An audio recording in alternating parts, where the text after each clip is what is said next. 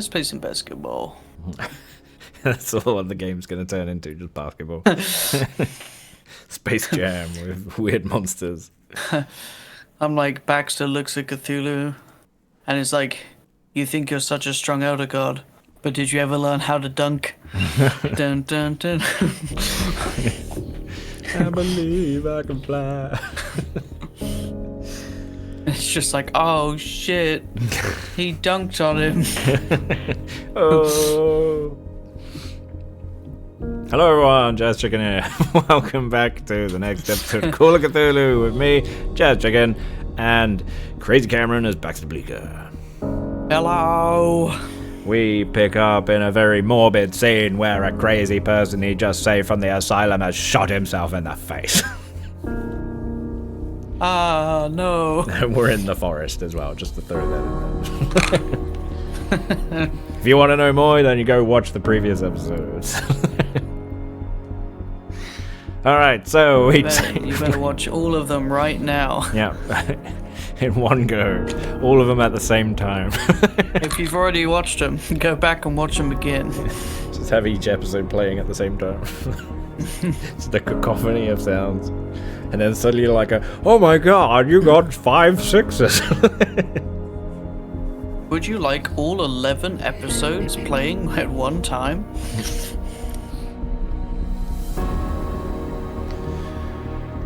Okay, you wake up in the forest. It is quiet, it is cold. The plants are laced with the moist mildew of the previous night. And you see the dark stained earth as you wake up to the headless man, and you've started your day smoking your cigarette. As it didn't spook you, you weren't even surprised. Going by your horror check from last time, you're just like, yeah. I'm just like, oh, right. Fuck. And it was all because he touched that piece of paper that you now have. And he chanted stuff about Shub-Niggurath. Yep, which, it's not good. It's, certainly, Baxter would love to just look at this and just go ahead and do it, but it's like, oh no. Oh no. It's, well, I'm by myself now. Yep. So... Oh, there's a lot of things I can maybe do. So just to recap for the audience here, I had visions of things I may or may not have done. So I could go check to see if the forest is really burnt, but those notes still have been burnt. So the only note that I know that I currently have is the Shigarath one. Yep. So the Shub-Niggurath one, yeah. You said the slow burning one had has gone, so it's been dealt with. I have the piece of paper with the hole in the deer that says he is coming. I'm like, oh, I do know where a base of operations is, but that definitely seems like a last stand. Has my sanity restarted for the day? Because I've slept. Yeah, we rolled for all of that. We'll remove your madness as well. I know I said that I'll probably keep it, but I mean it's a pointless one with your urge for justice. I mean, I suppose I could push it to the absolute extreme, but the way the story is at this point in time, I mean, that's pretty much what you're doing anyway. So you got lucky with your madness roll. It's like I just feel more justical, just like I need justice.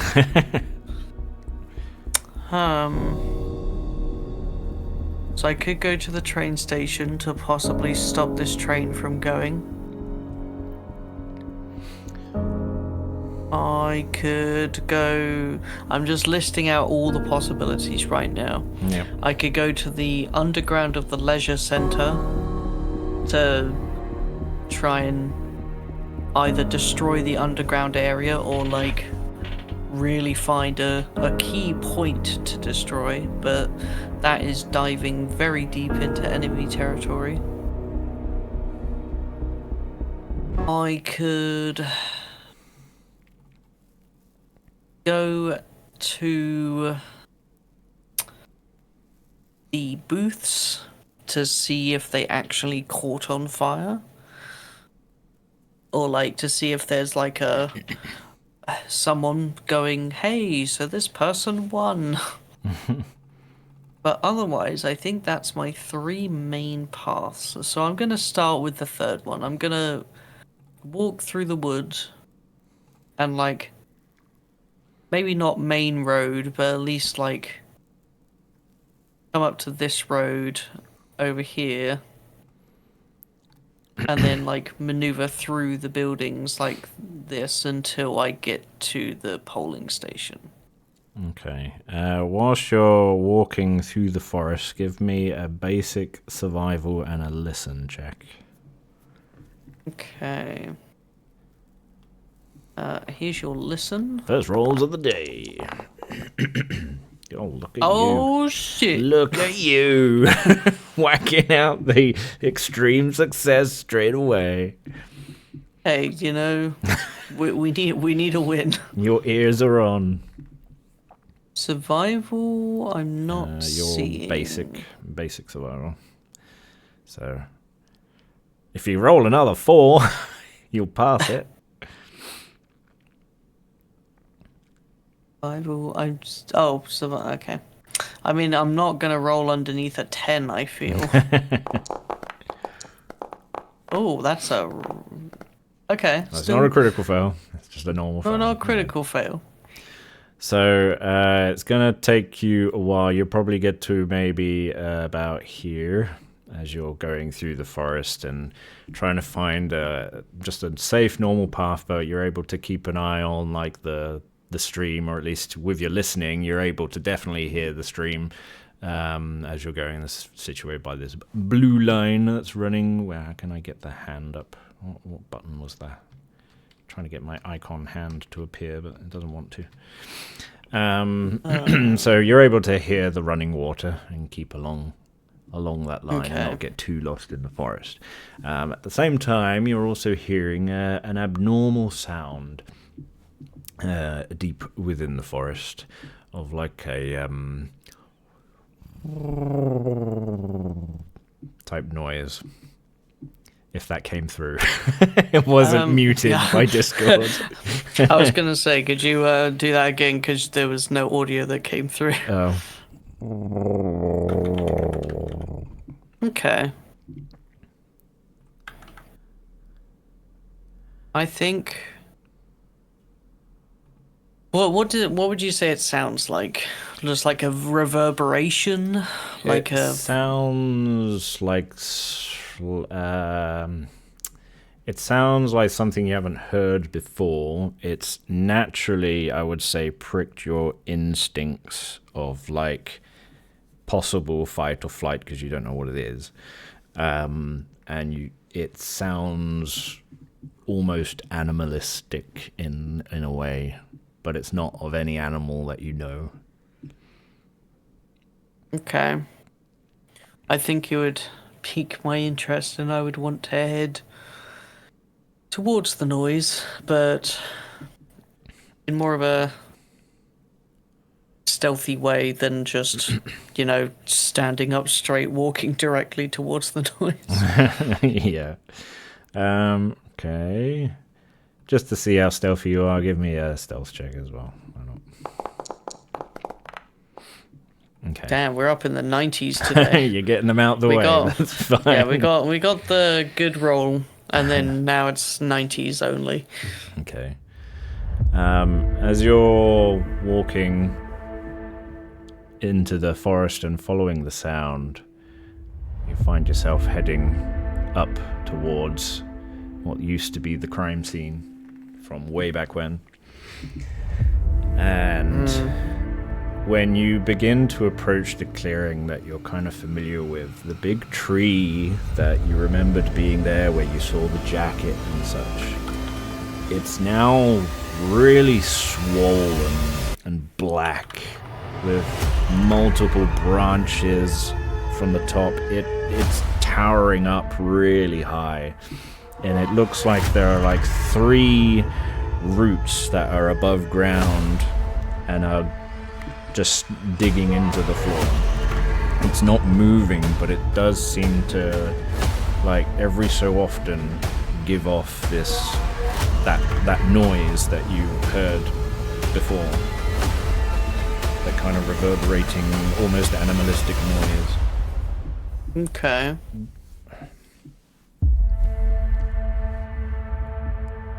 It's very... no, I'd say no, at the moment it's fine. But if you but, like, were... it doesn't seem... If you it were... doesn't seem hostile as of yet. No.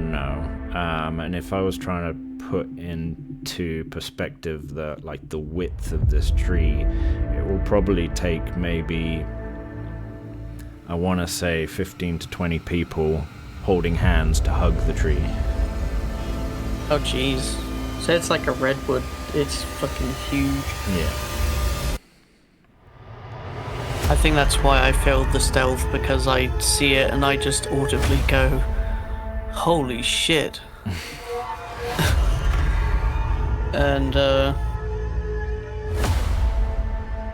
tree's like pulsing, or like any kind of movement on the tree. When you audibly say, holy shit, you notice what looked like a knot in the tree, this large knot on the side of the tree, unfold like eyelids as this eye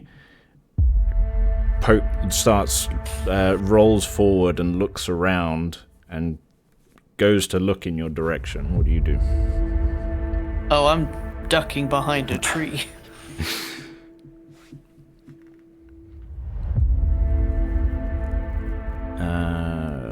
Another okay. Stealth? No, I'd say that you're able to duck behind the tree. I'm just planning as to what is happening in this scene. Okay. You will start to see the branches high above its head kind of sway slightly, as if blown by the wind, and you notice there's no leaves or anything attached to any of these branches, as random sections of the tree, not just like in the center, going across from side to side, but there's also another one on another part of the tree going diagonally, like down. There's another section below where it opens up like a mouth. I'm gonna need you to do a horror check for me.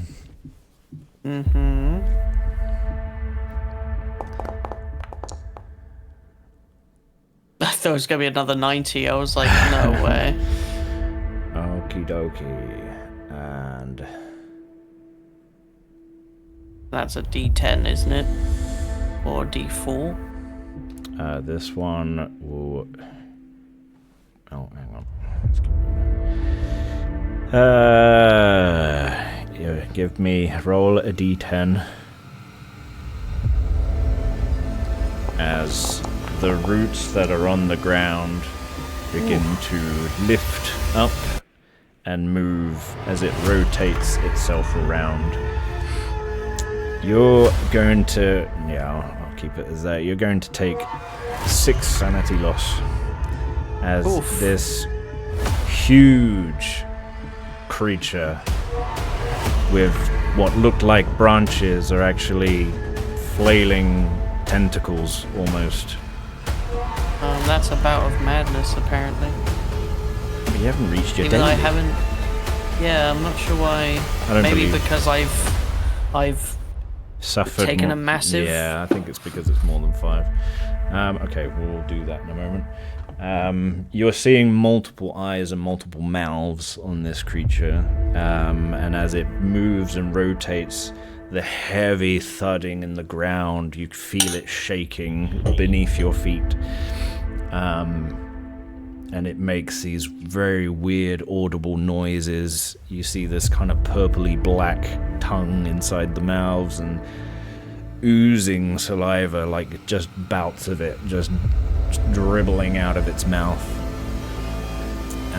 At the moment, it doesn't see you. Oh, okay, it doesn't see me. Okay.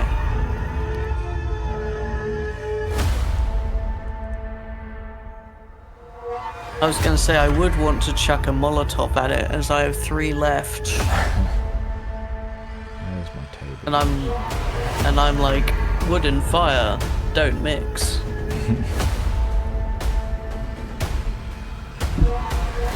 But I want to see what this bout of madness is first. Roll me a d10. We'll see what happens. Okay. 5. Significant person. Review the investigator's backstory entry for significant people. The investigator mistakes another person in the scene for their significant person. Consider the nature of the relationship. The investigator acts upon it. This So I lasts guess for 1d10 rounds. So I guess I'm not really affected again. I guess not at the moment, no. Yeah, because I wouldn't say you mistake this tree for your significant other. I mean, sure, why not, just for laughs, but we won't act upon it. What significant other do you briefly believe this tree to represent? It's William. I mean, maybe that's it. You hear William's voice come out of one of these mouths. And it kind of makes you do like a double take for a moment. You're like, hang on, what the fuck?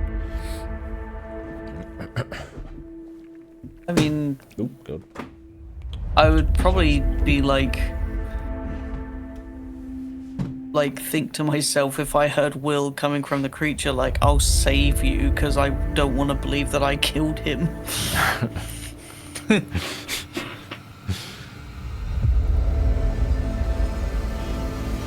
God, I could have died then.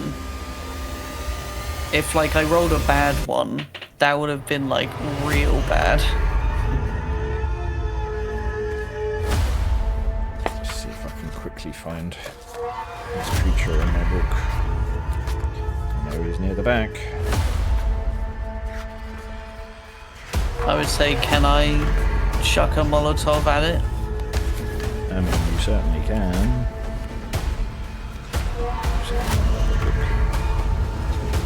Trying to hit like not the area around the tree, but I'm hitting the tree. Alright, so you are throwing the Molotov at this big old tree. Yep. We're gonna go down to 2 Molotovs. There's no throw, is there? 2. I think what we've used before Was it your dad? was Brawl. The Brawl, okay. Yeah, we'll Because stick with it's that. like just chucking it. Like improvised weaponry. Jesus. With a 78, do you wish to push your roll? And how are you pushing it? So, I guess with your... What could be happening right now is you're going to throw it, you're kind of fumbling it a bit, because out of pure shock of this gigantic creature and how grotesque it looks. Yeah. I think I go to chuck it, and like the arm goes up, and I hear Will's like a distorted like scream or something that sounds like Will, and it's like a stop, and it's like I take a deep breath in, and I'm like, come on, Baxter, it's for the good of the city, and I'm going to push it and chuck. Come on, Baxter, we need a win.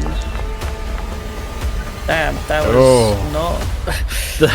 Oh, okay. I love just scrolling up and seeing the 3 stars. Like that's. It's like that's the win I needed apparently, and now it's just failure. Okay. We've marked off a Molotov, have we? Yeah, I did. Okay, cool. I'm keeping up with it, don't worry. So, you fumble with the Molotov in the pure horror of this creature. You go to catch it, you slap it, and it's that little juggle that people normally do, the panicked juggle, and it keeps slipping out of your hand almost like it's a wet fish until it shatters on the ground close to you. I'll need you to do a dodge roll at -1. I'm already getting bad. To not set yourself on fire. Sure. Oh, 98. Eesh. Okay. You know, I'm just... Baxter's apparently having a bad day at the worst time. Okay, so as it shatters, you're gonna get sprayed with some of the fire. Oh, come on. Losing 4 hit points. Jesus. As it begins to ignite on your clothes, and you're patting yourself down at the same time the creature is attracted to the sound, and with heavy footsteps it starts moving towards you. This huge tentacle swings forward, just crashing into a tree that you're hiding behind, so hard that the tree is bending and beginning to fall towards you. Well, I'm gonna get out of the way of the tree, hopefully. Yeah. But, yeah, that's a big ol' yikes on Baxter today. Shit's going down. This is like the hospital scene, except I need the exact opposite. With the speed of this tree, it's safe to say that you can easily step to the side, out of the way. Okay. What else would you like to do as this... We're in a freeze frame moment as the tree is slowly crashing down, and this huge black tree-like creature with multiple eyes and mouths. I'm gonna try and hit it with another Molotov as I go to turn and run. Okie dokie. That's Give me that brawl check. That's 1. Now, come on, Baxter.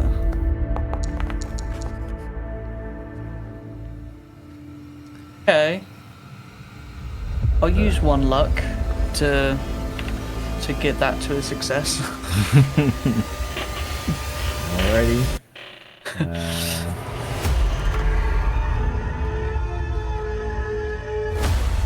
Okay, I'll worry about that later. I was just reading about the creature, like, what can he do? And like, it just says he can do these things, but I have to prep it beforehand. So I'm like, okay, I'll bear that in mind then. Okay.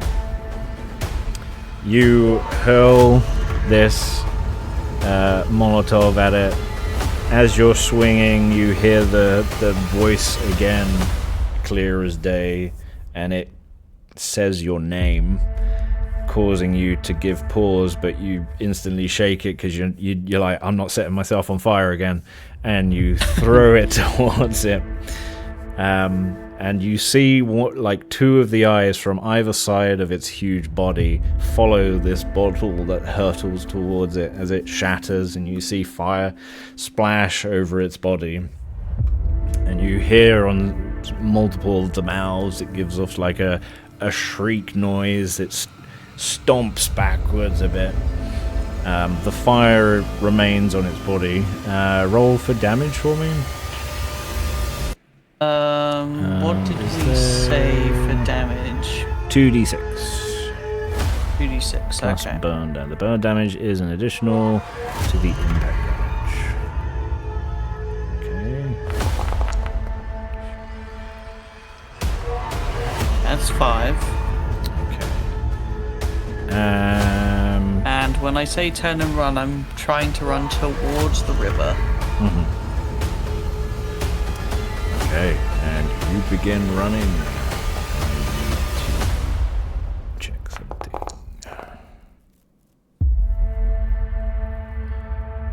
As you are running through the forest and heading back towards the river, you sense that at this moment, this creature is not giving chase. You hear its voices, many voices, it's screeching. You feel the vibrations in the ground as it stomps around. And you see, high above the branches of the trees, you see its black tentacles waving out into the air.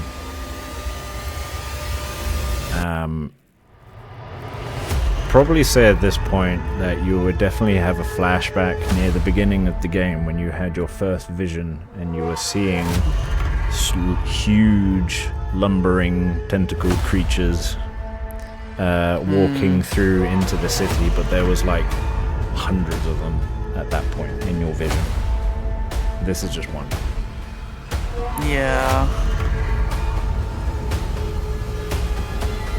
But you said this was bloated, right? Yeah, huge and fat. So, me, Cameron goes. I would say also maybe Baxter would be like, maybe that is the origin point. Almost like a queen. And it's like, I'm almost like, Jazz, how short do you want this recording to be? Because I'm debating whether to run back in and try and Molotov it again, or jumping in the river. Bearing in mind your Molotov did 5 damage. I know.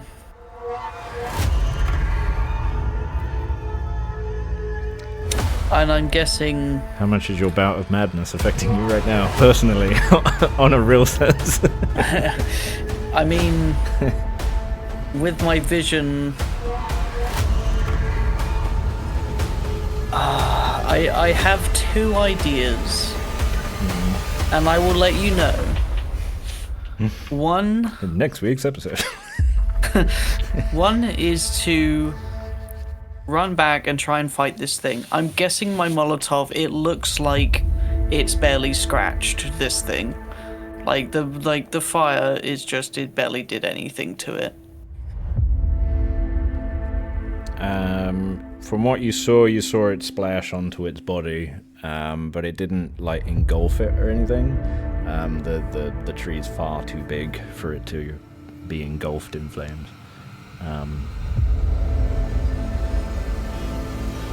And how many days is it till the end of the week? You are on a Thursday right now. Okay. The other idea is to get... I'd say it's currently 10 to 9 in the morning. The other idea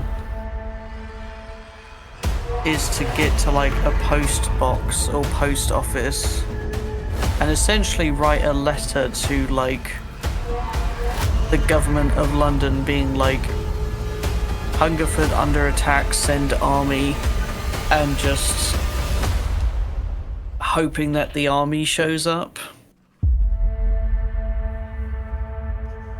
But knowing that these are the tentacles I saw in the beginning, and I haven't really found a way to combat this yet, I think... or do I just look at the page? How is the page doing? Is it like unaffected at all? It's unaffected at the moment. It has its normal, with all the other old tattered pages, like the odd hole here and there, some kind of burn marks around the edges, but it's still intact. If I look through the other page, the one with the hole in the middle at the tree, what do I see? Right now, you are not by the tree, so that would mean going back. Okay. And also, how do you wish to hold the page? What do you mean, like up to my eye? Like, are you touching it with your bare flesh?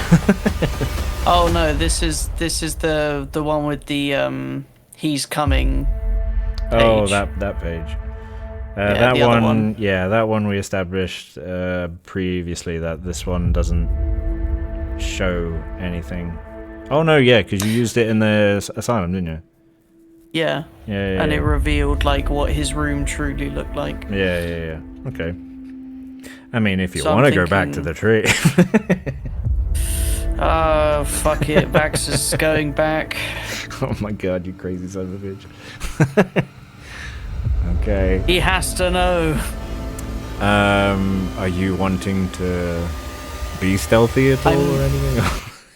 I'm being stealthy. I'm not getting into like melee range of this thing. I just want to be able to see it so I can look through the paper to see if anything about it changes. Yeah, okay.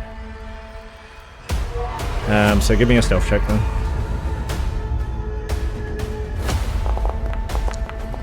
Oh my god. Oh damn, Baxter. Your lucky Hang streak's on, gone. 1, 2, 3, 4, 5, 6, 7, 8 bad rolls in a row. Do you wish to push it? No. Okay. So as you're walking back and approaching, this tree that's come crashing down has basically opened up more of like, it's just made this opening in the forest. It makes it very difficult to hide. There's not much to hide behind. And if you're trying to hide behind the collapsed tree itself, you're not doing a good job of it. You're seeing the tree as it lumbers still around in this crime scene area, but it kind of moves to one side, kind of more like it's moved away from where the fire came from. You see part of its body still burning, but it's not like it's flailing in agony or anything. As you bring your page up and to look through,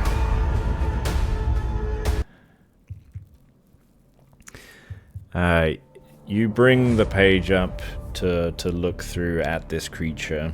You don't see any changes within the huge tree itself, but you notice that the sky, when you look through it, is not morning, it's more nighttime. When you look through this page, it's like you can see it's like a starry night sky.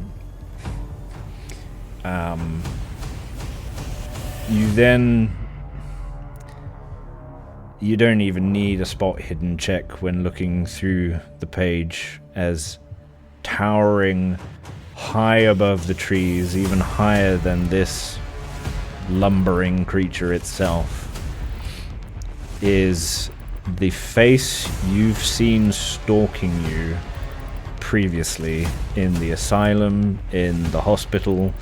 But when you saw him before, it was more your size. But now when you're looking through this page, it is almost titanic in size. It's literally towering over this forest. Oh boy. Give me a sanity roll. Well. Oh, come on, that was almost like a 9.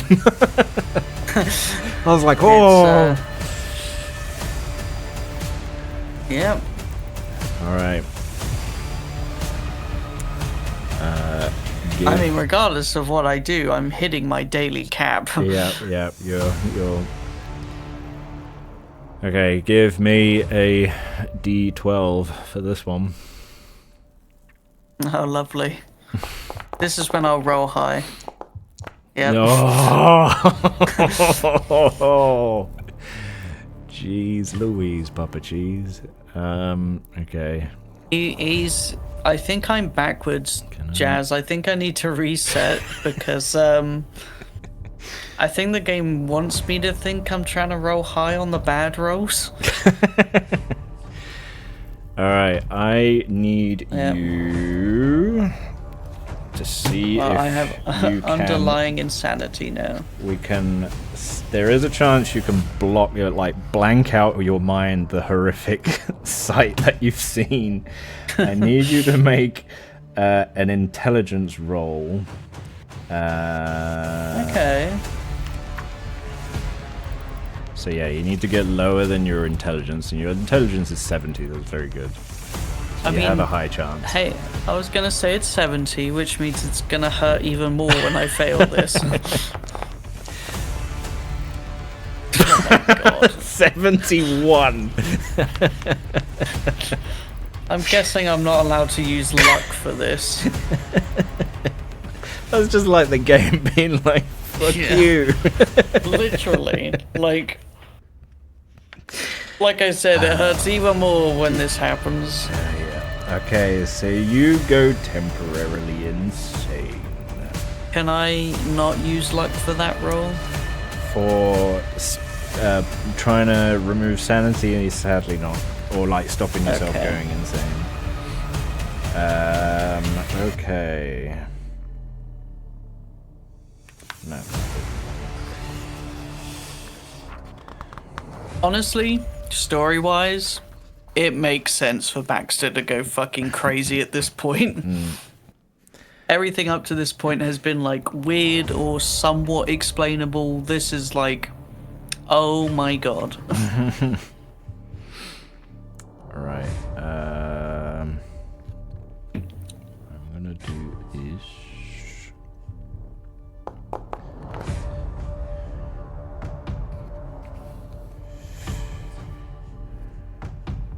Okay.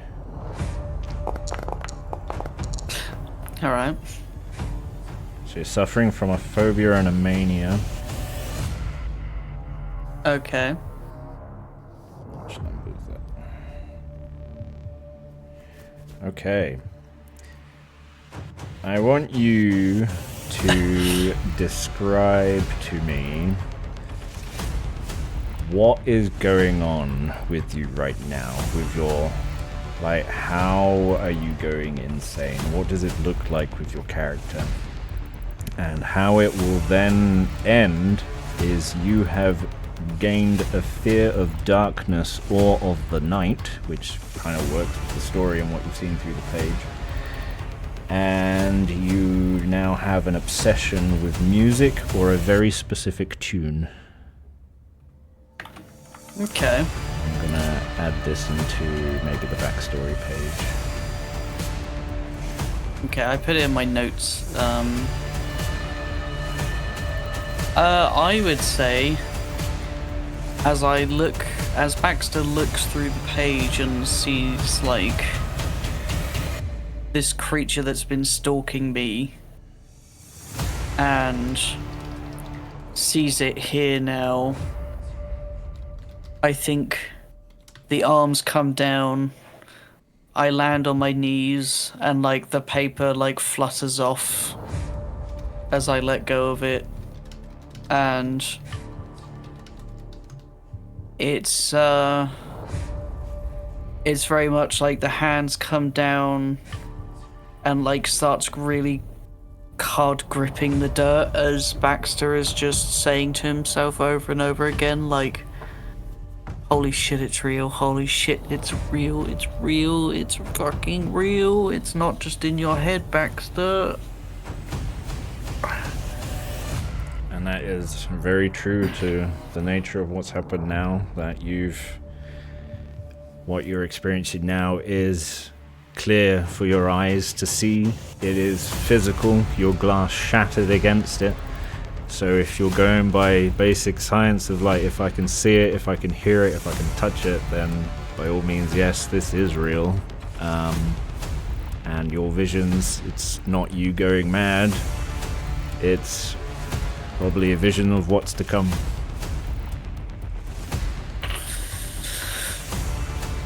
Jazz, I've got a crazy idea. Because I think in a bout of madness, this is exactly what Baxter would do. Okay. Baxter's gonna stand up, cock his shotgun, and with his dyke mania, his love of justice, he looks at this creature, he lights a Molotov, and he starts running towards it, aiming for a mouth.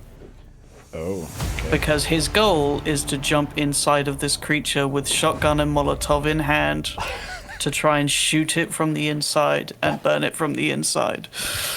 Oh my. As he's running up going, "Fuck you!" Okay.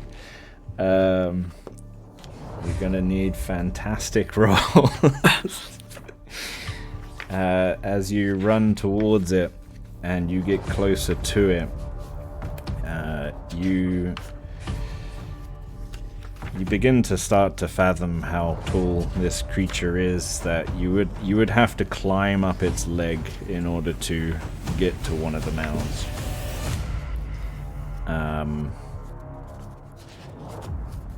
So let me just get the creature back up again. Wasn't expecting this. I'm like semi-hoping it picks me up and just tries to eat me. Just because Baxter at this point is not okay. Yeah. So, give me a climb check, give me a brawl check for your Molotov, and then a shooty check. Well, climb seems more important. Oh, you bastard. Critical fail. You should have seen the dice on my side. It literally went to the 10 and then just flipped very slowly over to the 90. So it's like, that's not how gravity works. Okay. You're not going to have a chance to shoot them, or you get the Molotov ready. You begin to climb up its leg maniacally. And it's at the same time as when it begins to move and turn around, and the sheer force of its leg lifting up and slamming back down throws you in the air across this space at the crime scene that you're at. And you will come crashing down into the earthy floor. I'll roll a d4. A 2. Okay, you're gonna gain a scar. I'm gonna do what I mentioned before in like what Critical Role do, that when you drop to 0 you'll go back up to your max, but you have a permanent you will be prone at the moment as you landed on the ground, not unconscious, but you do have a major wound. Okay. How are you going to make the Constitution check?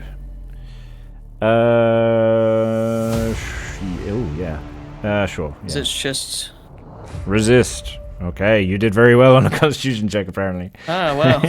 So I guess you don't. My first good roll. Yeah. I guess you don't really break any bones, but you, with your bout of madness and insanity, you are going to be concussed. So I will... You're not unconscious. No. You're not dying. I mean, if I was unconscious, I was like, I think I'd be dead. Yeah, I'd be screwed.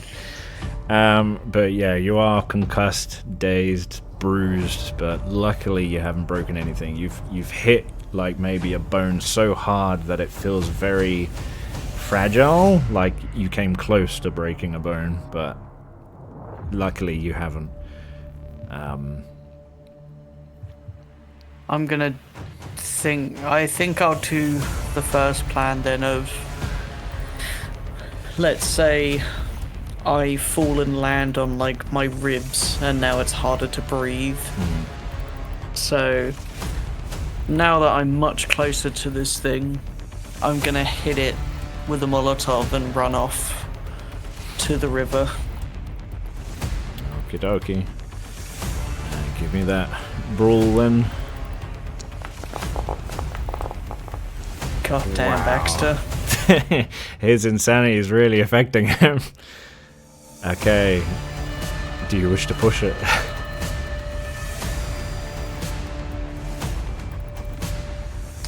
Oh, I want to. I mean, there you go. I want to. So, I think it's one of those like.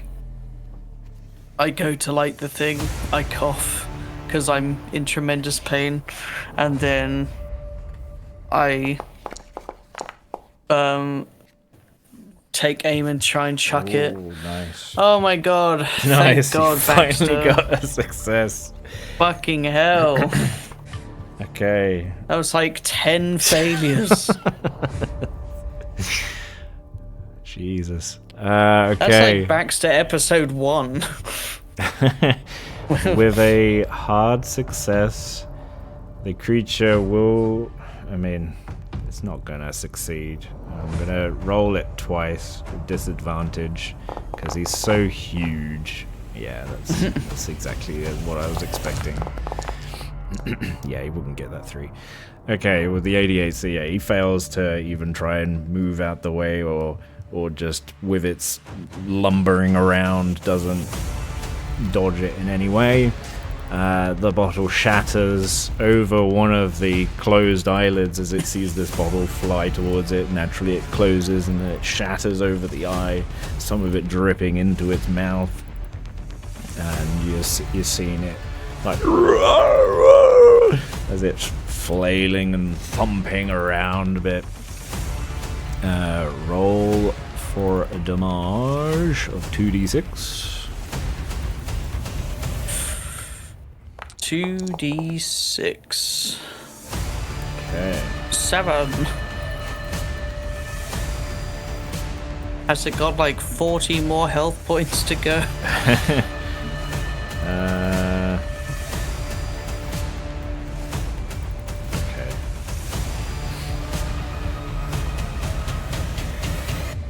You are seeing its flesh, like where the first Molotov has hit and has now gone out, where it's black and like very dark purpley, almost like an aubergine skin tone, has been burned. You're seeing like the scar mark, and it's more of like a whitey color.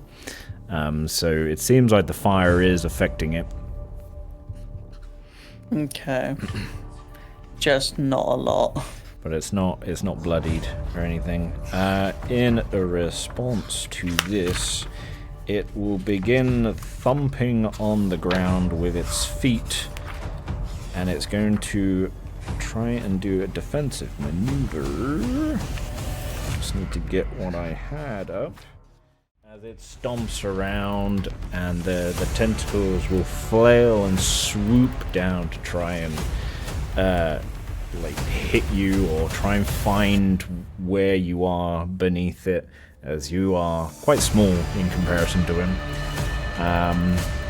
Its mouths will collectively begin to shriek this very unnerving and horrifying noise. Not so much like a scream in pain, but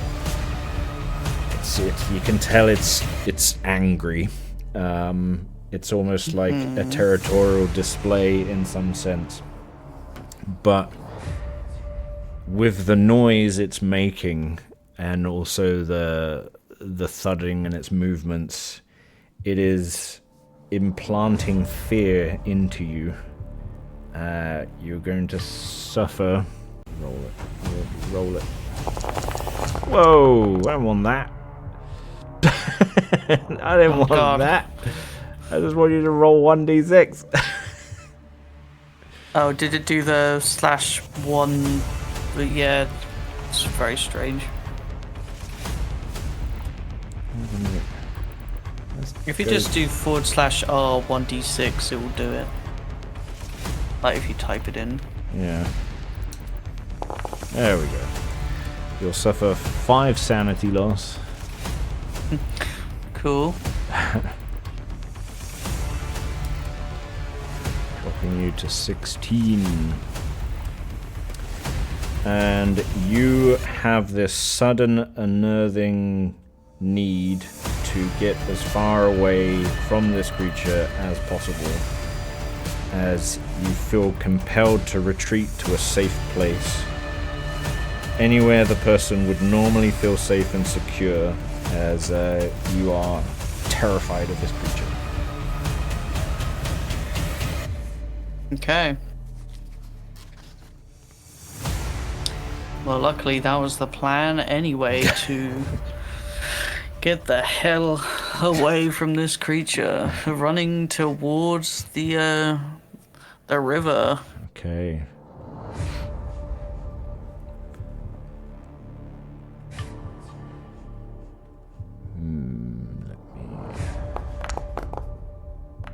Okay. You run out of pure fear Is that and a terror. 99? It is indeed. You run out of pure fear and terror running through the forest.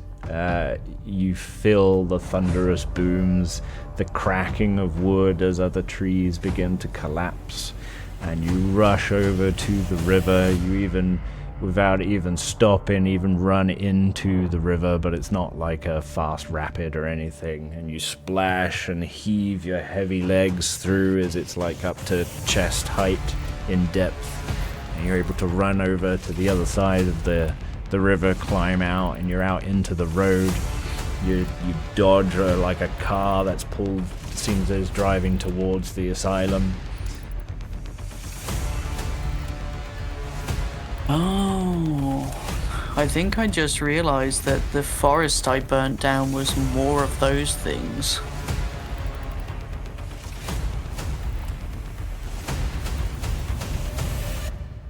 I mean, yeah, you don't have to say yes or no, but that's where my brain's at. Like, Yeah. like, oh shit, maybe that was the army that I killed before. Okay.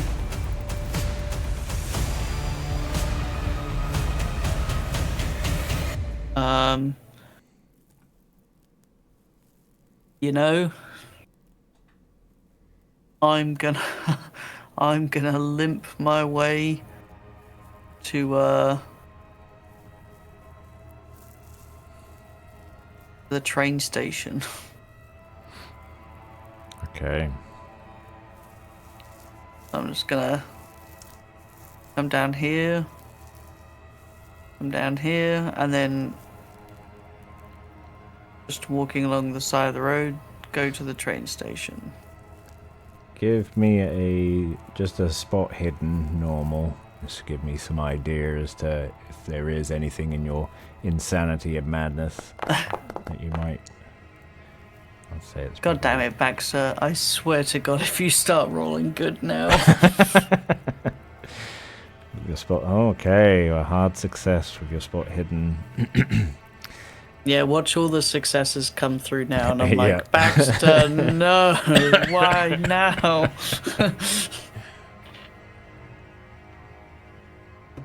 As you are limping through town, we're going to go from at the top by the River Dun as you're going down Strongrove Hill, and you're entering the north part of town. You are seeing that there's less like pedestrians around. There seems to be more stocky looking people, rough looking people that are about the streets. It's not busy, but there's like the odd person walking down, but they all seem of like the shady sort and the shady kind of characters. And as you walk past Dick Lovett Guns, you notice that what you once believed was the gun shop is not a gun shop. It's actually like a garage where people repair their cars.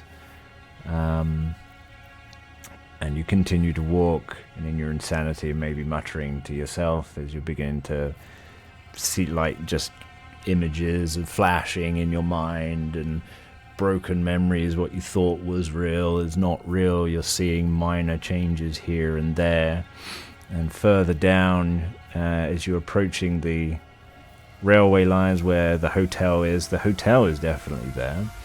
And the fire department, the police station. You notice the fire department is moved, and they're driving down the high street, like towards the library further down. No sirens blaring or anything. And it seems eerily quiet. You hear your thoughts in your head very loudly. You even hear like maybe footsteps running down an alleyway, the shatter of glass here and there, really obscure, like stuff you would normally not really focus on at like 20 to 10 in the morning on a normal day. These things just seem a lot clearer to you now, as you head further down and then towards the train station.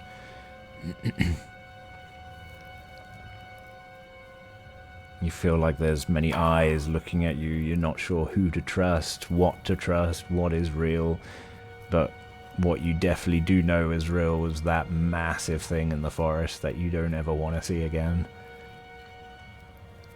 You approach the train station. There are no trains currently docked there. Apart from, there is one that is currently docked at the station. It seems quiet. There's no customers or anyone there. As you enter in, you'll see that there's no actual trains running at the moment. There's even signs around, posted on the walls, saying that this station will be ready soon. But then you'll see like another poster that was plastered over one of them that's kind of hanging down. And after lifting it back up, you see that there's been delays caused with getting the station up and running. And that they haven't been successful in getting it up and ready. Son of a bitch.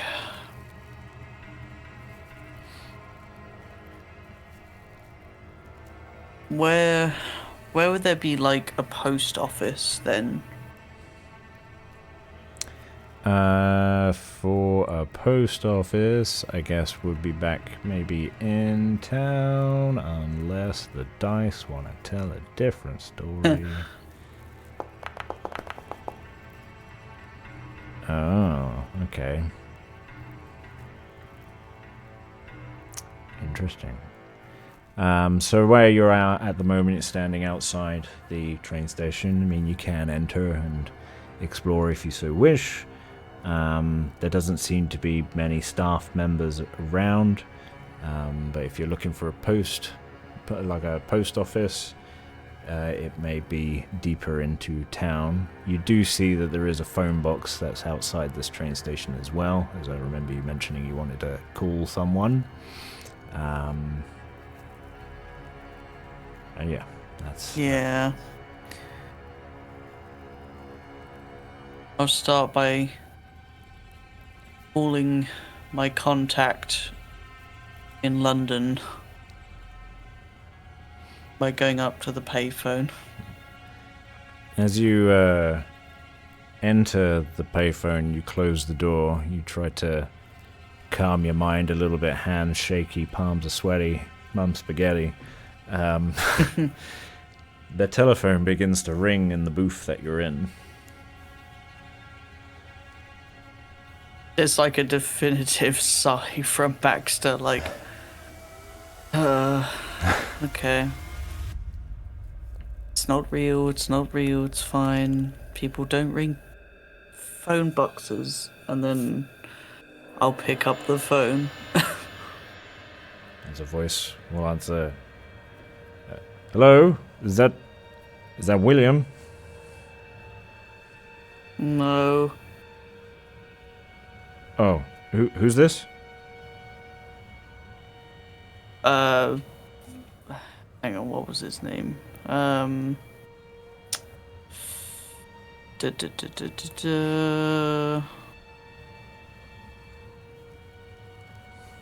What was the guy pretending to be William? Oh, I know I wrote the name PC down. Miles. Yeah, I'll just be like, PC Miles. I don't think you need to do any language checks with that. PC Miles. Oh, okay. You're looking for William? Do you know of William Steele? Yes, he was around Hungerford for quite some time. Give me a persuasion.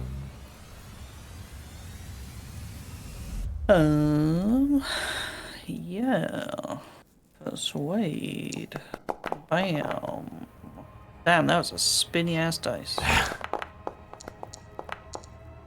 Oh, my God. mine was just as bad. So they were basically trying to psychoanalysis your voice. Is obviously you're very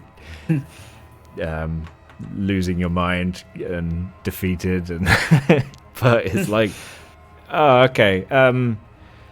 Would you mind passing a message on to him then to give me a call, to give Scott Pring give Scott Pring a call as soon as he can? It's important. It's about the specimen that he's sent me. Oh, the specimen. Okay. Yes, it's important that I speak to him. That it's going to be quite tough to speak to him. Oh? We're dealing with something much larger down here, fellas. And, much larger than you can maybe possibly imagine. William is not quite with us anymore. I apologize. Oh, did he get moved to... Did he get, like, posted to a different location then? He did not. Oh. So what are you trying to say? He is unfortunately fallen in the pursuit of knowledge. Oh, is he stuck in the library again? He can he loves his books. He could be in there for quite some time. Trust me, I know. I'm going on 73 that I rolled. Could you let me know what was in the specimen, please, so I can use this knowledge for my information? Yeah, so he sent me a vial a while ago of containing some mysterious liquids or fluids. He also gave me a handkerchief as well with some kind of DNA on it. And he asked me to run some checks, run some investigations into it. It was... It's just to state that looking at the DNA and specimens that were on the handkerchief, it became inconclusive. But within the vial, that was a much better source, and we found that the fluids themselves contained basically like I guess the best way to describe it is similar to someone with a chest infection. That phlegm, just that mass phlegm buildup. But within it were multiple microscopic parasites. Not micro. It seemed microscopic. You really had to clear them out the way. They're the same color as the phlegm. It was really gross. Basically, almost maybe, I want to say 2 millimeters in length. These weird little parasitic slugs that were in there. We ran some tests in the lab. One to see what effects it has, like what would it do by itself. It seemed to just die, but it needs a host. So yes, when we injected it into one of our lab rats, Well, It died. say it's probably the best way to put it. Yeah. Or did it birth crazy tentacle things?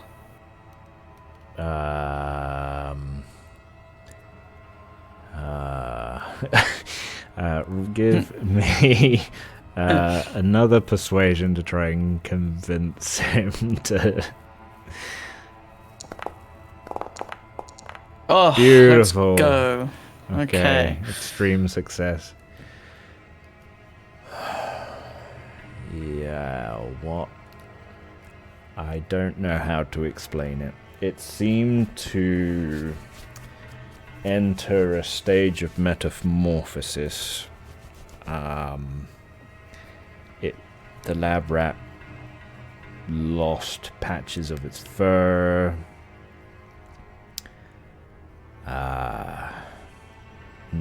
It's I'm just gonna have to explain it to you. I do apologize. Its lower jaw, it's fine. Snapped off of its skull. Its esophagus became a proboscis. So it's okay. So it's pretty bad. Yeah. We got that. It also attacked one of the other lab rats within its cage, and I can only assume it passed this parasite on because the same thing happened with that lab rat. So we had to incinerate them both. It is highly contagious. Have you got a vaccine of some kind developed? Or can develop?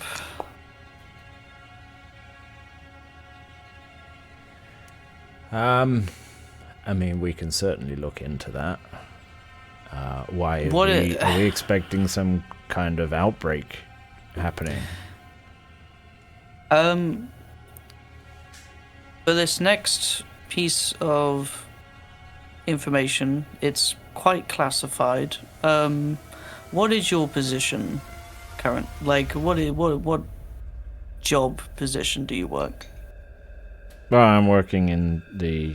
I don't know in real life. Don't know the actual terminology for it. Think in NCIS. If you've ever watched it, there's a character named Abby. She does a lot of the forensic stuff. Like a lab technician. Kind of. Yeah. She does a lot of so this person would usually do like a lot of forensics and stuff. He also tests liquids, and he has some knowledge in cells. So and pretty high up in terms of like chain of order kind of thing. Or chain of command, sorry. Yeah, not so much as like a manager, but he looks after his lab. He'll tend to receive other things from the police in general to say, like, could you test the ballistics of this broken bullet to try and find the type of gun that it's come from? Can you see where these fibers have come from? That sort of thing. Okay. Here's what I will say. So you being a lab technician, we extracted this from... Well, William extracted this from the pregnancy ward down in Hungerford. We've encountered some very strange things, and not only do we need a full quarantine of the town, of the city, we will probably need the army due to specimens that we found in the forests surrounding Hungerford, that what you saw with the mice has progressed beyond that point to now the creatures, let's call them, are morphing into some kind of monster. And I will entrust you to do that, as you are presumably calling from London. would this not be something that the chief of police would do? I'm not sure if I'm, got the right level but of you can go clearance to be speaking with the army and making emergency meetings and such. No, but you have the specimen that you've tested, and I believe if you take that to your chief of police and tell them how urgent it is, tell them that you have an officer down in Hungerford. Oh, yeah. Okay. This is very serious. If we do not contain this city, it will spread and it will end a lot of lives. Right. Okay. I'm doing what I can down here, so I don't have much time left, I'll be honest. All right. Okay. Leave that with me. I will get onto that now for you. Okay. Yes. And you hear rustling of paper and stuff and clattering in the background. Luck. And I hang up the phone.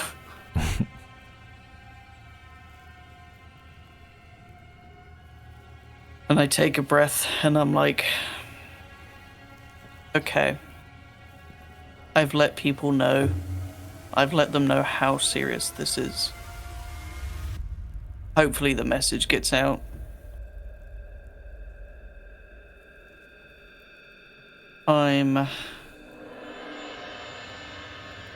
God, I had a thing of being like, do I just take the train to London? But I don't think Baxter would leave. So I'm going to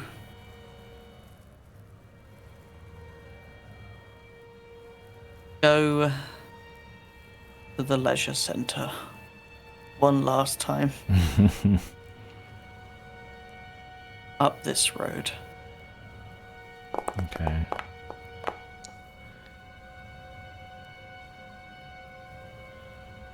Let's say with this journey, it's probably maybe 11:30 at this point. Okay.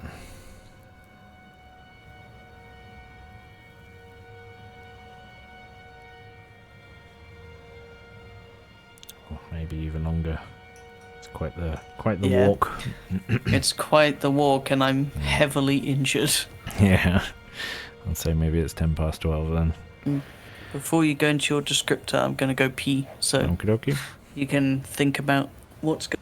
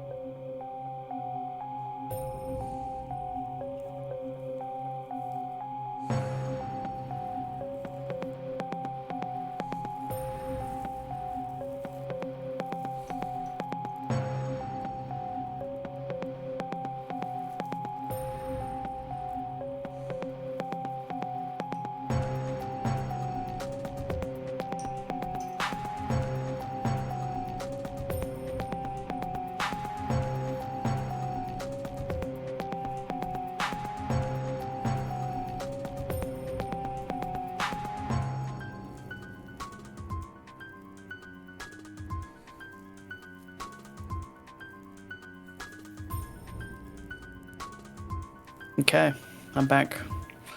Okie-dokie.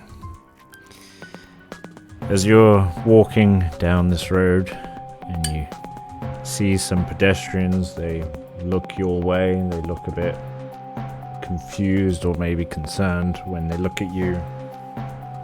And as you walk past, but as you're walking down this street, every so often you're getting flashes of what this street looks like from your first vision, but from like not up by the leisure centre, right where you're standing, and you'll see like flashes of ruined, burning cars.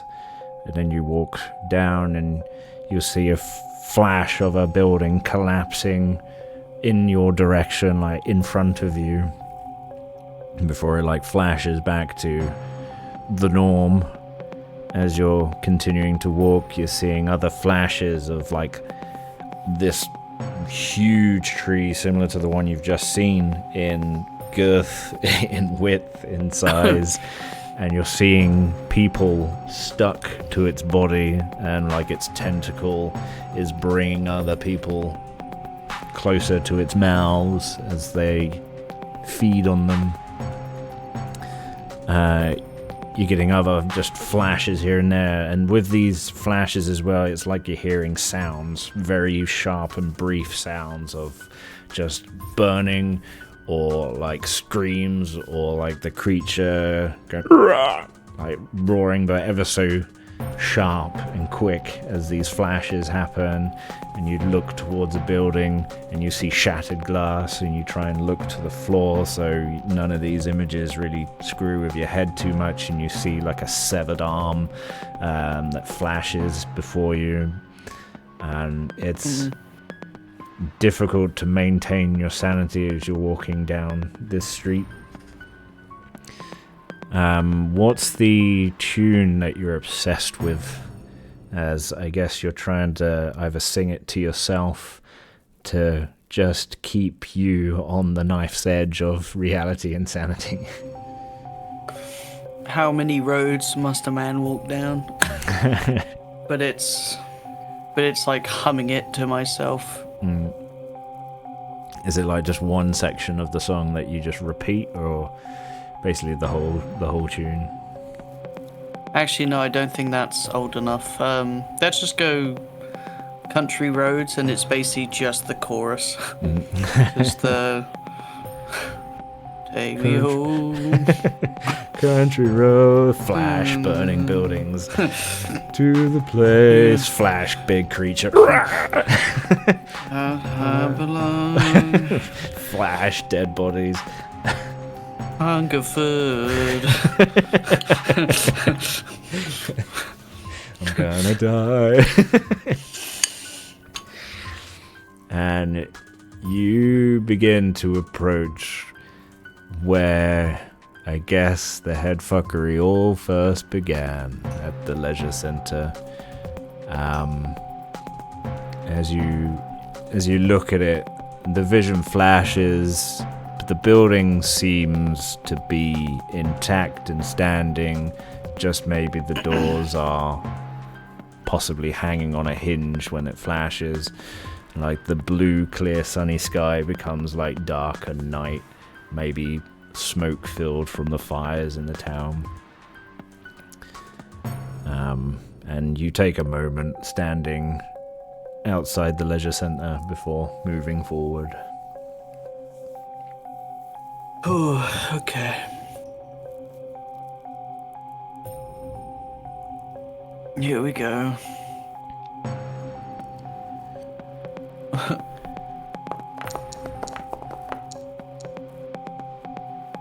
Okay. How do you wish to approach? I'm walking up to the front door. Shotgun in hand. Yep. Just Okay. walking in, being like, You walk in and you are greeted with what was his name? Steve? Was that the guy? Steve. This time he doesn't have his signature cheesy, slimy grin on his face when he sees you. it kind of wipes the smile off his face as he looks at you with a stern expression on his face, before looking over to someone else within the room. That person then acknowledges them and goes through some double doors. Baxter, how can I help? Never liked you, Steve, and I'm just gonna pull the trigger of the shotgun. Okay, give me the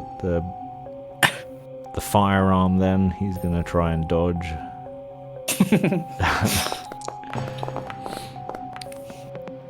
Oh, with a hard success. Okay.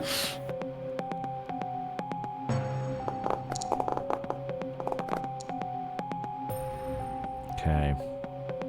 So, as you walk in, unhinged, battered and bruised, like John McClane.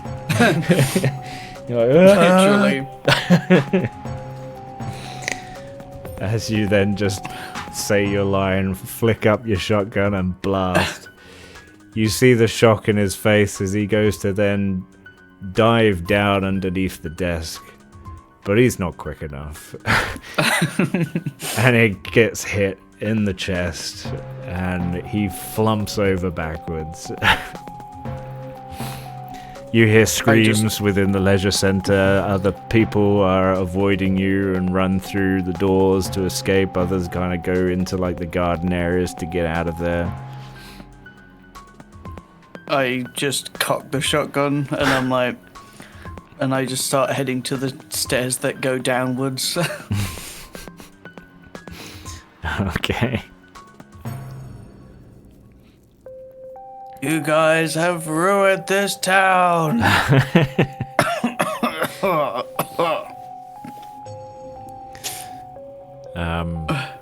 When you see people along the way in the hallways and such, are you just mindlessly blasting? What's going on? No, if people are running, I think Baxter will assume like, okay, so they're not part of whatever this is, because they would try and stop me.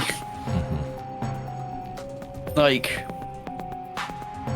so he's not just gonna kill random people. He is like, if anyone looks threatening, like they're not scared, but they're like confrontational, that's probably when like a shotgun gets pointed towards him and is like, don't be a hero. And if they're like, keep pushing, then it's like another fire.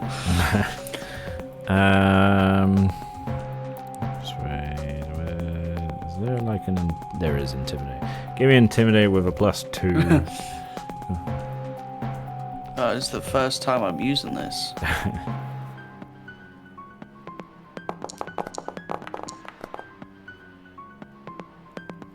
19, 18, 17, 16. I'll use 4 luck.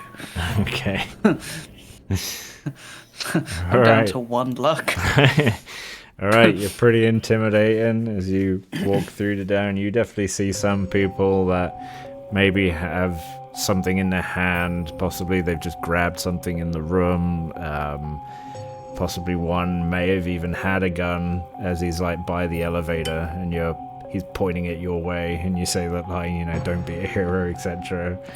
And he sees in your face like your dead eyes at this point and he's like, okay, I don't think I trust them. I'm just gonna put the gun down. He puts it down slowly and he's like, I'm not paid enough for this. And he just slinks away into one of the rooms. Yep, head to the fucking elevator down the stairs and I'm going to that altar room that we found before. Okie dokie.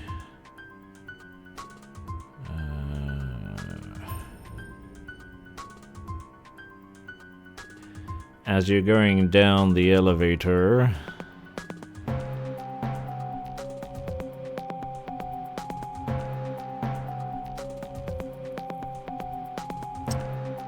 make a power roll with... No, actually, would it be me that does this? Oh, okay. Succeeds. An opposed power roll. Okay, make a power roll, but you'll get +2 as you've experienced this before. Oh shit, okay. 24. Okay. As you're going down the elevator and you're seeing images of what happened down here last time when you shot the cultist thinking it was the bad guy and that William Steele was still your friend at that point, when really it was the other way around.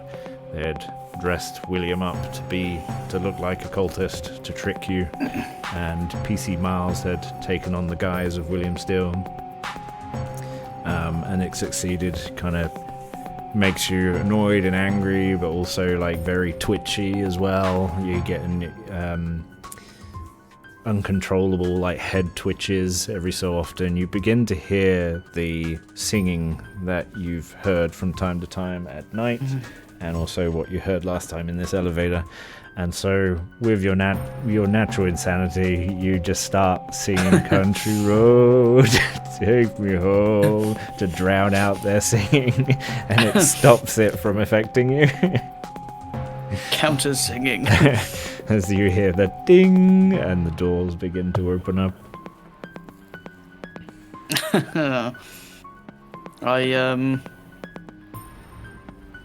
I just keep walking. Like, I think now I will say anyone down here is a shoot on sight kind of vibe. It's just so you know. There's no like, get out of here. It's like, no, you're at the lowest level of this fucking area. Like, there's no goddamn way. As you go down this stone, old-fashioned kind of corridor, deep underground, you're hearing chanting. Some of it similar to that singing, others different. You're picking out words of Shub Niggurath. You're hearing something that you had read ages ago, like names of the Black Goat. Do I want that one?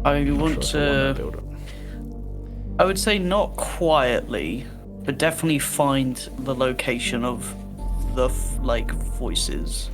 It's dead ahead of you, right? You see this one door clear as day ahead of you, and it's coming from the other side. It's multiple voices that you hear in there. Good. You could easily say that when you were last there and you saw those other cultist members in the far ends of the room not moving and not doing anything, when you and the imposter William were slowly slinking out, you could only imagine that it's them. Okay. You said the door's slightly open, so I'm going to shimmy up against the wall. And this is kind of I perfectly planned, I guess. With my last Molotov, I'm literally just gonna light it and just open the door and just fully just chuck it into the most center mass of all of these robed people as I can. And when you open the door, just to give you some insight as to what these people look like, many of the cultists look like this. Oh this God. Darkly robed, masked character, eyes somewhat glowing behind the masks, almost like small embers of fire or torchlight. These strange patterns along their robes, but you don't get too much into the details of it all as you're about to just throw this Molotov in. And you also see, I'd say maybe two specifically stand out in the middle of this circle, as they are over this mound of bodies. I'd say there's maybe 3 or 4 bodies that are wearing like the hospital robes. That you could maybe assume they've taken it from the autopsy tables, or just maybe it could be other people within the hospital. It's hard to say. But these other 2 members look like a dish. Oh, lovely. Very dark robes with like a tattered cape, which ends in a hood, and their mask is more goat-like.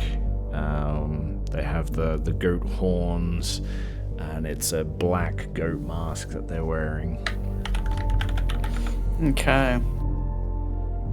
I think I would aim for kind of that area, like basically just the bodies where the goat masks are, and like where the big collection of cultists are.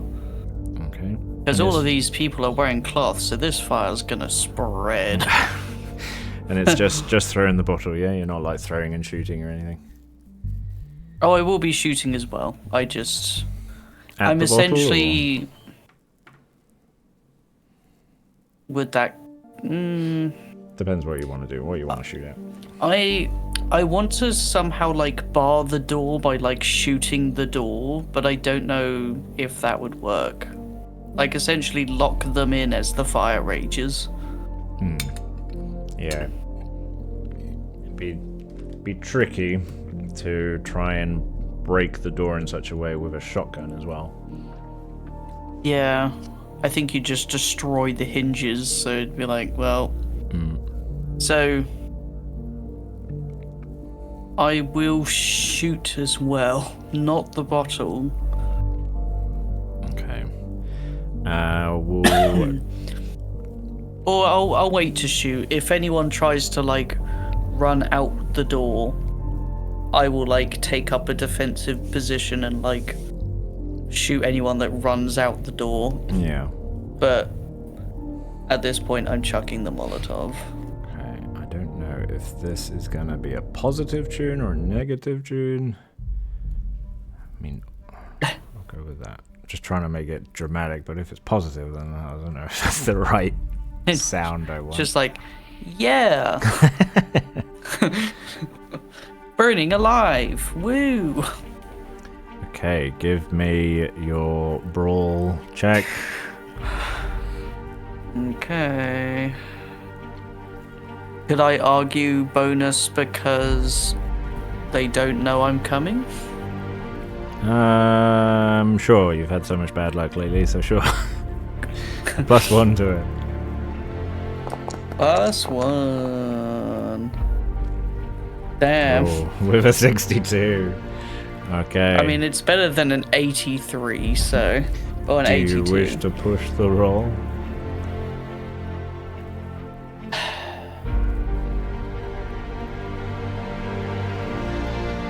If I say yes by shooting the bottle, would that change the check? It will give you, I guess you could then instead use your firearms rifle roll instead of your brawl roll. But I see they're pretty much the same. I'll do that. So you see that the bottle is kind of flying a little wide, so you're trying to break it early. We have a success. All right. You open the door.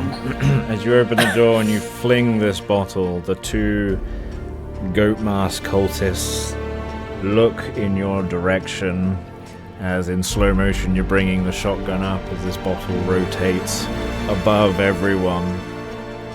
The other cultists around in the circle still chanting away. One of the cultists is there slowly bringing an arm up and looking towards the other goat mask cultist to push him out the way.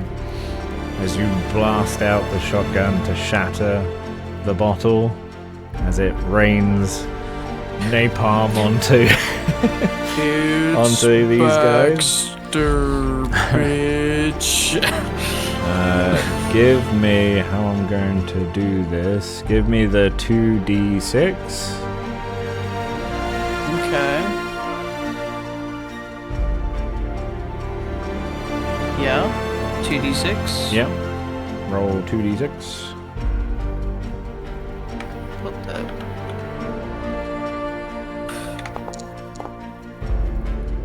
Oh. Okay. As the fire sprays like burning rain, it ignites 6 of the cultists around in the room, in the circle, definitely disrupting whatever they were doing. Let's just get a sense of... Okay.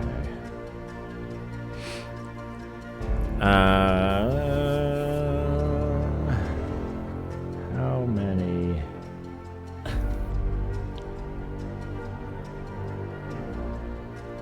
Ooh. I'm just asking questions in my head right now.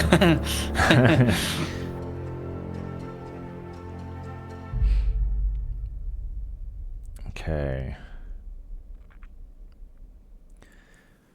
4 of the cultists, with whatever they're chanting, with whatever they're doing, you didn't expect the Molotov to ignite so well that these 4, not only did it just ignite the robe where the Molotov juice landed, but they suddenly just fully combust in like a blue-green flame as they burn and incinerate. 4 of them in this circle. Another 2 gets caught by the Molotov, but it doesn't cause them to spontaneously combust, as they're now patting at their bodies, moving away from the circle. 2 of the cultists, like the one getting pushed out the way, darts to one side of the room, and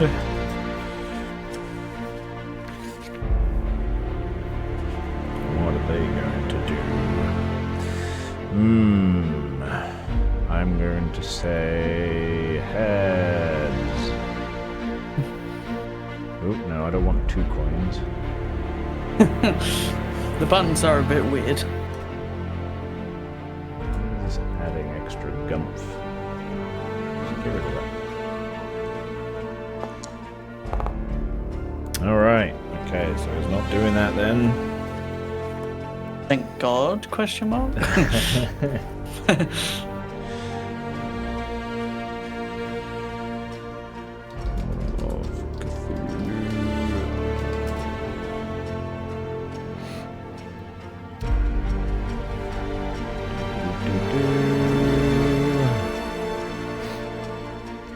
What else is in this room?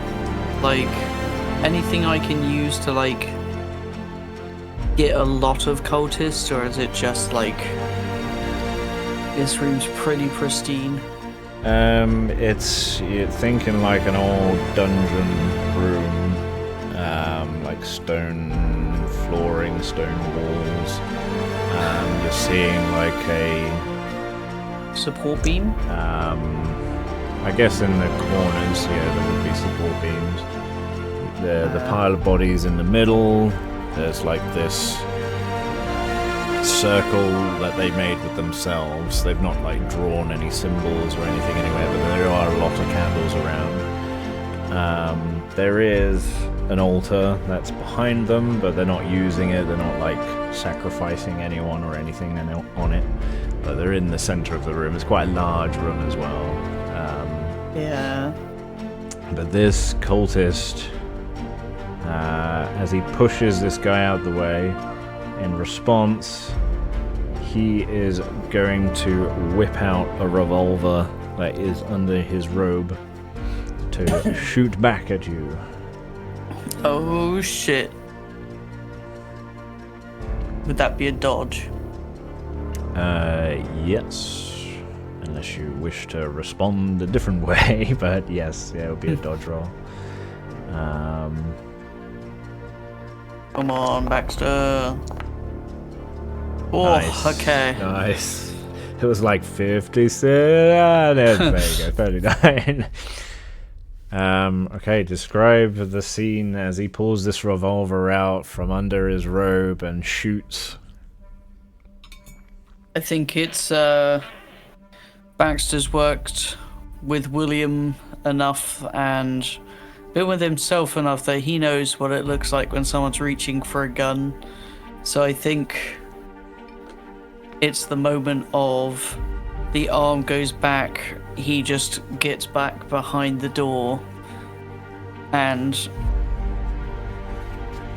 he hears the like thing of it like hitting the rock. I'm trying to think like there's no way to like make this room come in on itself, because you said it's a big room, so I'm like structurally in the center of it. I'm imagining it's pretty weak.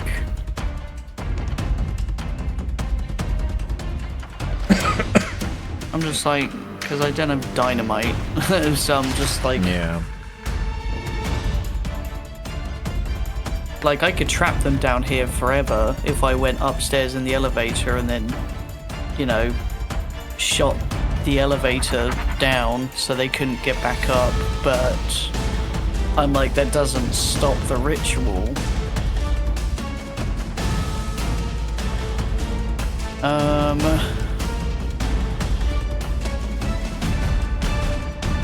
Don't have any other things on me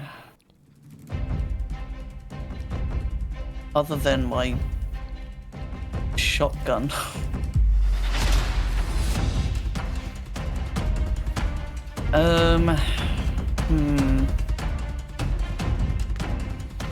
We're not near any water, so I can flood this bottom area.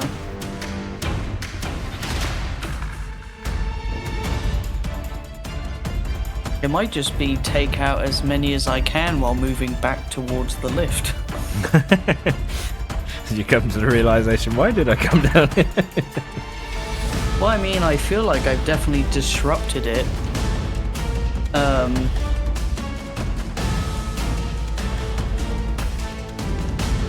Yeah, I'll just go and hit the lift like bong, and I'm just gonna defend my point until the lift gets here. Okay.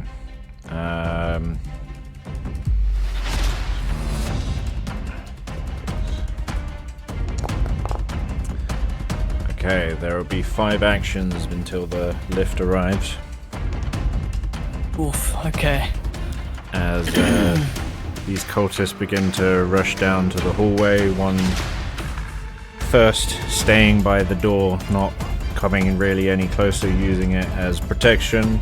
As you see the goat masked cultist poke his head through the entryway, pointing his gun at you, and he is going to shoot. I will shoot that goat guy. Hopefully before he shoots me. Oh, Okay. very nice. And your reaction shot. Ah, All right. we both suck. It's a double boom, and like in action films, it doesn't hit, nothing connects, but you're just shooting wide and quickly hiding. You're probably crouching low and trying to hugging the walls. Yep. Just because I've got a shotgun, I'm just like, I'm imagining just down the hallways, just a death zone. Let me see. Like, I'm just having a look to see if what the other ones would have. No, they wouldn't have machine guns. That's daft.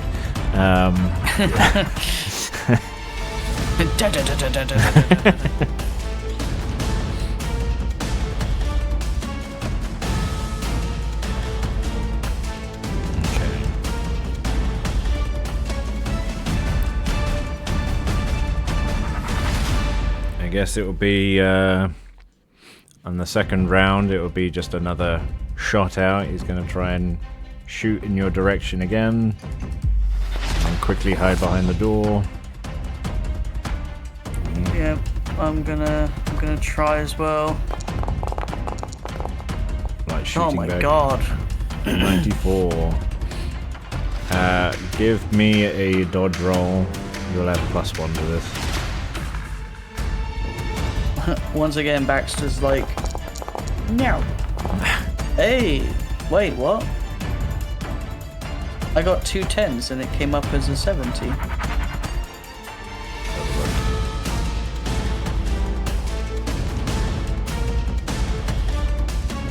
I got a 0 and a. I guess a 0 is a 10, isn't it? So I guess a double 0 counts as 100. Yeah, so. So I could have rolled the first 100 of the game. Okay. In which case then the bullet connects.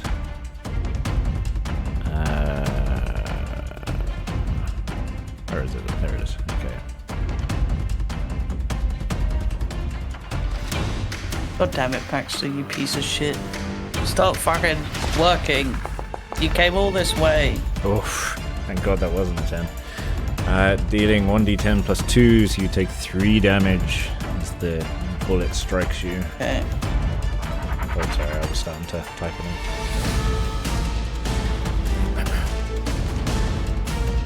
On the third round. I believe this cultist will be a bit crazy now. Overconfident. He is going to open the door, walking down the hall towards you, gun pointed outwards. Is this the goat-headed one? Yeah. Oh, cool. I was literally going to run up, not to the door, but like at least get closer to then shoot, so... Okay, so you're both moving closer to shoot. Interesting. Yep. Okay. Right.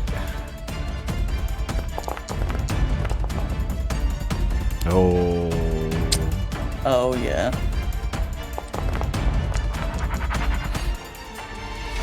Yeah, I would say with your success as you rush forward, he confidently walks out, brings his gun down, not expecting you to be bum rushing him.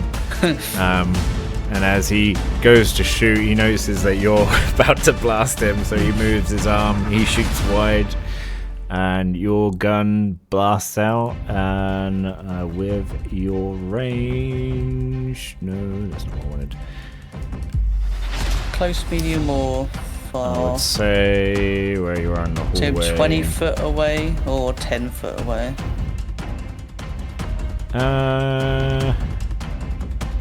So, I mean, if we were shooting each other at the end of a hallway... I'd say probably 20 foot away then. Okay. Oh, very nice. Ooh. As you strike this cultist with your blast, and his shooting arm flings back, and he ends up hitting the wall to the side and slides down from the impact as the blood smears onto the floor. He's slumped. He's badly wounded, mortally wounded. He would bleed out if he was left. where he is. The gun's kind of clattered to the ground. He's still alive, but he's not going anywhere quick at this point. You're then seeing the remaining 2 cultists that didn't burn come through the door. They're brandishing blades. They don't have guns. As they see what's happened, and they're gonna just run towards you with their knives drawn. How many of the goat-headed ones were there? You said 2? 2, yeah. And I got one of them with flames. You didn't get the goat ones. You got like okay. the other cultists, the normal ones. Okay.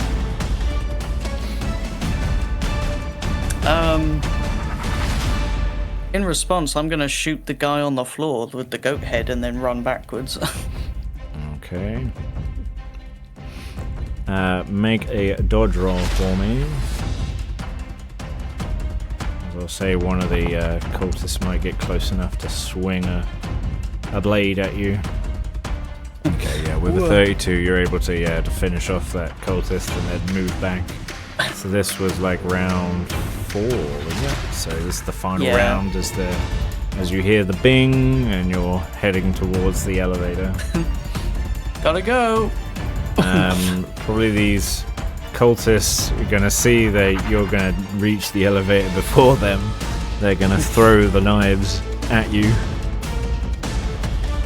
Fucking okay. Yeah. Another dodge.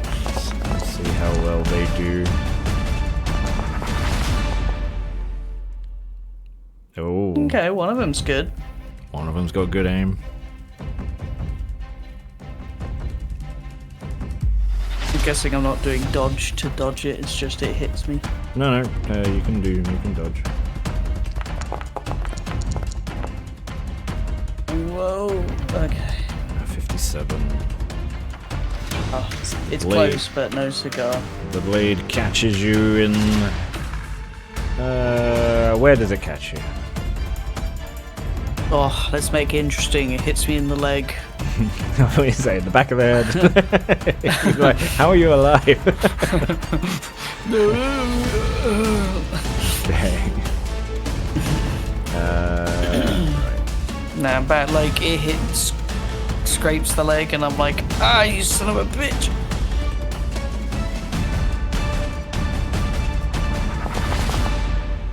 Dealing 3 damage. Taking you down to 6. As the doors close, and the elevator begins to rise back up. Okay. I want to get out on a floor. On like the top floor. Send it back down, but shoot the cable that supports it. Or like shoot the system that supports it so it crashes down to the ground level. Okay. Give me a shooty with, I'll say, give a +2 to it, because it's not as if the machinery is dodging anything. Machinery's like, huh. Hard success. Very good. Yeah, you're not. And I guess I'll roll this just because I'm close range. Let's see.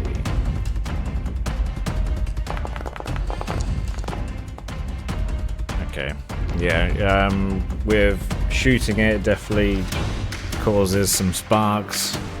At first, it seems the elevator then just stops and is not gonna move, and you're like, oh, okay. I mean, that kind of works too, I guess. It's the elevator's broken; they can't still use it, and then it shudders downwards and bounces a bit before you start hearing like metal pinging and echoing through this channel as like the cable is slowly starting to snap off.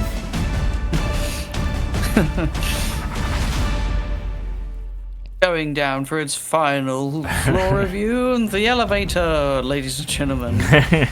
So eventually it Bang! pings. Comes crashing down to the ground.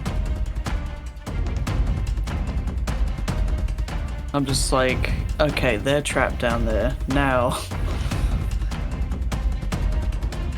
kitchen.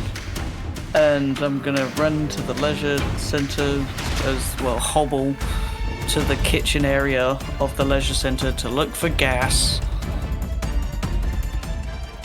Folks. Give me, I guess, a spot hidden. As you're walking around this top floor, there's not really anyone around. A lot of people have evacuated. Okay. It's easy to find in this old-fashioned kitchen. You're able to find... Turn all the gas on. Turning all of it on, just like full blast gas, just leave it running, and I'm running out the kitchen. Okey-doke.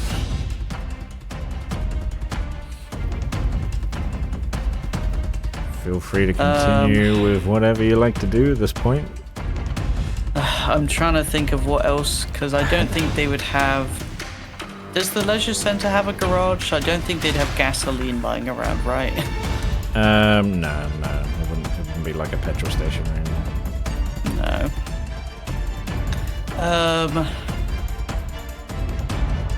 What about books? Yeah, they got plenty of books. I think I would lead a trail of books down to like the elevator and like not like in a perfect line, literally just like chucking books to just make fire be able to spread everywhere. And then after just chucking books around everywhere, like really making a mess of like say the library, I will have an area that leads like a line of books that kind of unorganized leads to the kitchen, and then I will be like, look at my lighter and I'm like, well, I was always told I should quit smoking and I guess this is a start. So, and I flick it, like get to like close to the entrance, and I'm gonna flick it on and just like chuck it into the building and run. As you chuck the lighter into the building, you see the outline of what you saw in the asylum of the creature that was stalking you. Like that almost predator-like wobble of the air around you. It's like basically stealth mode. As you see this recognizable figure standing within the leisure center as you throw the lighter through, and you see it begin to ignite the books. Slowly but surely it starts to ignite it, and you run, knowing full well that there's gonna be a huge explosion soon.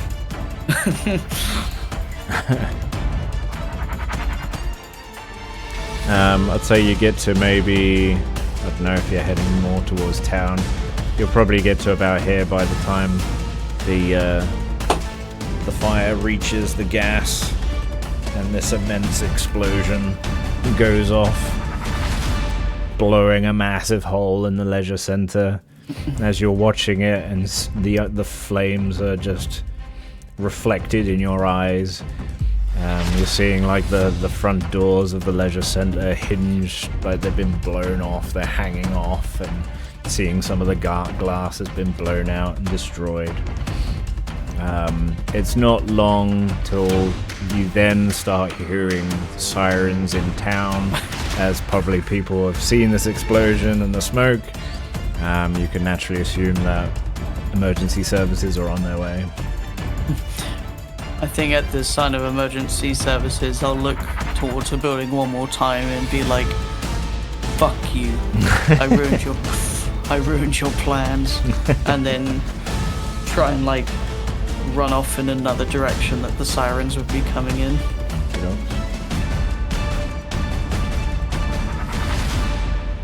So good moment. Probably for head music. to the garden. Alright. Let's go with... I don't know, this one. No, not that one.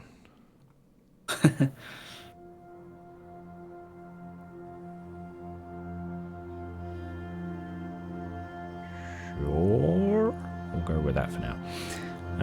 Okay, so I'll say probably maybe 3 p.m. at this point after everything. Maybe 3:20.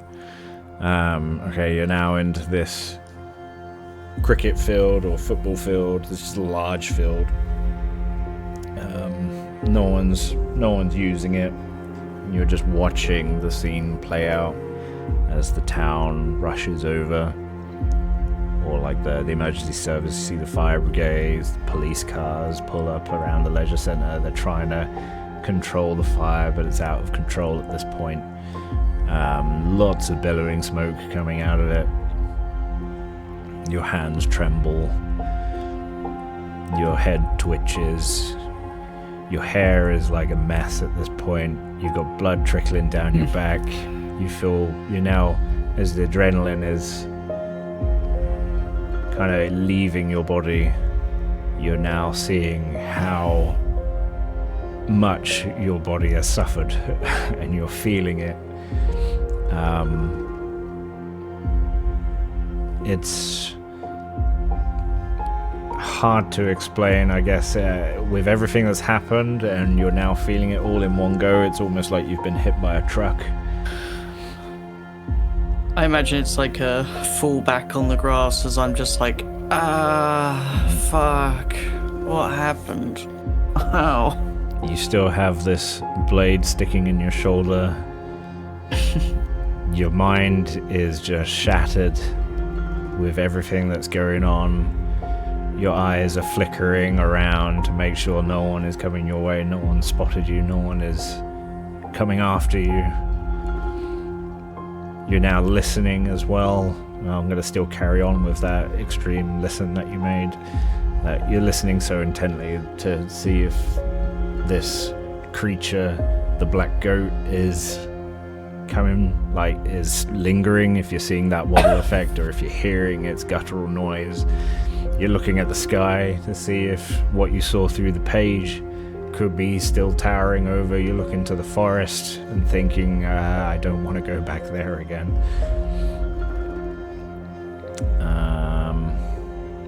Give me one. Let me see. I am going to...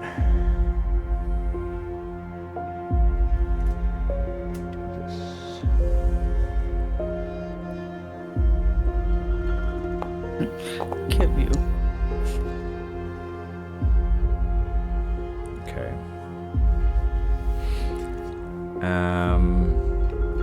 Describe what you're doing at this point as we close the session. I think after staring around and the pain, I want to take the knife out my shoulder and just lie on the field and just feel the grass, feel the wind, just try to breathe slowly and just kind of be one with the outside for a bit, just to be there's calm before the storm kind of vibe. This is it. As your mind continues to repeat the tune of Country Road.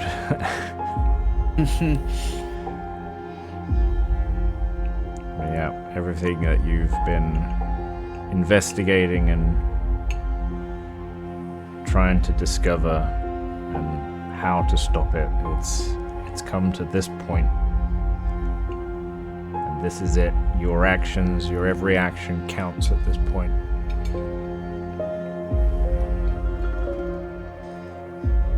And that's that's where we'll end it.